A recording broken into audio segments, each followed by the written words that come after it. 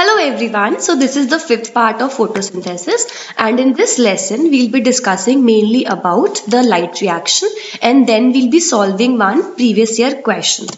So first of all, talking about the light reaction occurs only in the presence of light. And also the location of the light reaction, as we have already discussed, it is the grana, and inside the grana we have the single coil was known as the thylakoid. We can also call the light reaction as the thylakoid reaction because of the site on which this occurs, and also it is known as photophosphorylation. Reason being, it occurs in the presence of light, and secondly there occurs addition of phosphate. Hence this process is known as photophosphorylation. We can mainly divide the light reaction into the non-cyclic photophosphorylation and the cyclic photophosphorylation. The non-cyclic photophosphorylation is also known as the Z scheme. So these are the basic steps about the light reaction. The first one is the absorption of the light by the chloroplast pigments. Then we have, after the absorption, we have the transfer of the light, and as a result of the transfer, there occurs the activation of the chlorophyll A by the photon of light, and this photon is nothing but the carrier of energy about which we have talked earlier. So after the activation, there occurs photolysis of water, that is the breakdown of water in the presence of sunlight, and as a result of photolysis, we have the oxygen evolution, or the oxygen gets released out, which is the basic requirement for the survival of all the living organisms. And after the photolysis, we have the electron transport and the production of the assimilatory powers, that is NADPH and ATP. These assimilatory powers would help the dark reaction to get completed. So let's talk about the photolysis of water now. We have already discussed about it. The only additional point here is that the requirement of the photolysis are, the first one is the manganese ions, then we have chloride ions, and also the calcium ions. This question have been previously asked in the CSIR net, so this makes this topic very important. So this is the basic reaction which we have already talked about in the previous video. You can just go through it for the revision purpose. So let's talk about the Z scheme in detail. So the first point is that it is a light induced electron transport, and also the next point is that it involves both the photosystem 1 and the photosystem 2. In the Z scheme, there occurs the transport of electrons, and this transport occurs from the water through the photosystem 2, then it gets transported to photosystem 1, and then finally it to the NADP plus, from where there occurs the formation of NADPH. And the last point is that the electron transport leads to two important phenomena. The first one is the proton motive force generation, and the second one is the ATP synthesis. So let's talk about the Z scheme now. And in the Z scheme, the first important step is the photolysis of water, which occurs in the oxygen evolving complex.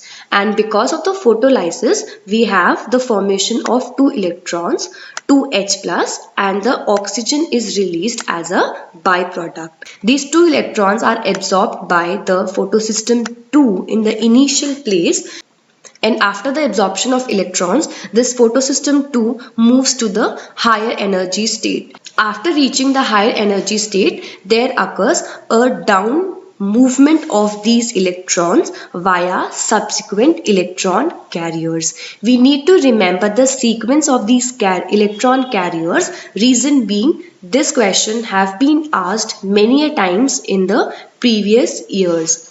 And after reaching the plastocyanin, that is the PC in short form, the electrons are accepted by the photosystem 1. In the previous video, we have already studied that both photosystem 1 and photosystem 2 contains chlorophyll A, which is the primary electron acceptor in these photosystems.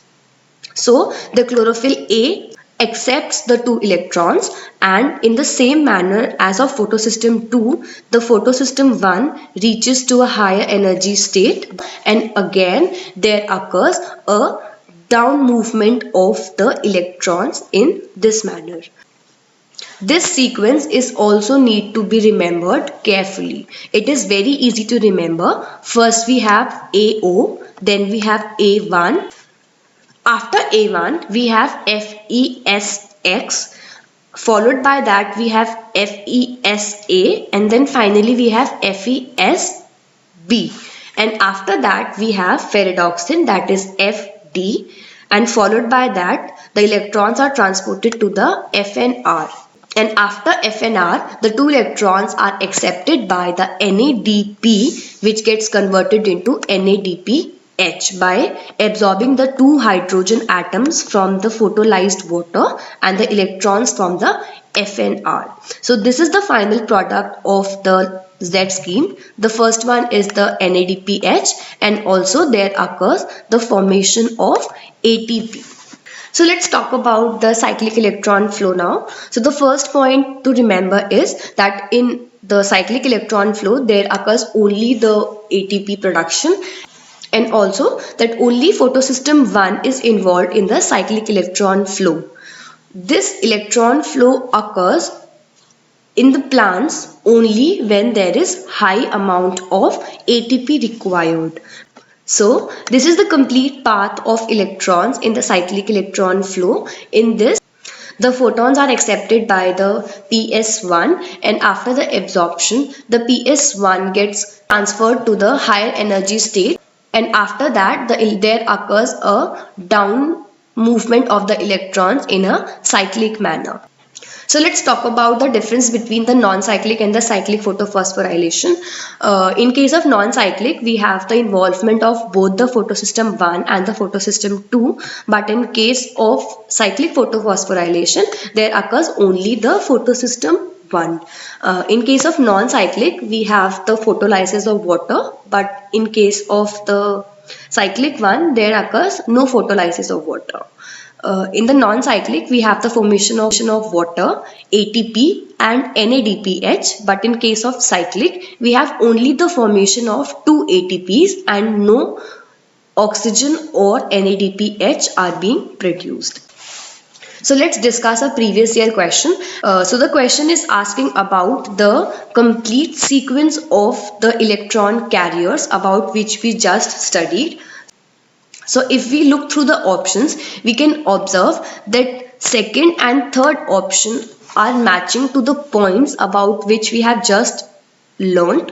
So with this, option B and option C is correct. One point to remember is that the plastoquinone about which we have talked, there occurs two forms of it. The first one is the plastoquinone A, then we have plastoquinone B. So the first, the plastoquinone A accepts the electron, followed by the plastoquinone B. So this is an additional information which we can gather from this question and star marked in our notes. So with this, we are done with the complete light reaction, that is the Z scheme, and also we solved the question from which we can easily fetch 4 marks. And if you like this video, please do like, share and subscribe to my channel.